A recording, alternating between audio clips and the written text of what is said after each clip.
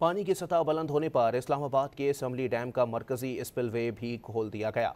समली dam का मरकजी spillway का मरकजी गेट 2 फुट खोला गया। एनडीएमए के मुताबिक डैम के स्पिलवे से पानी का अखराज तकरीबन 1700 क्यूसिक है। डैम के स्पिलवे से खोले जाने के बाद दरियाए सवां के करीबी आबादियों को हिफाजती इंतजामात की हिदायत कर दी गई है।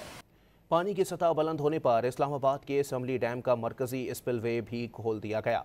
समली डैम का मरकजी स्पिलवे का मरकजी गेट 2 फुट खोला गया। एनडीएमए के मुताबिक डैम के स्पिलवे से पानी का अखराज तकरीबन 1700 क्यूसिक है। डैम के स्पिलवे से खोले जाने के बाद दरियाए सवां के करीबी आबादियों को हिफाजती इंतजामात की हिदायत कर दी गई है।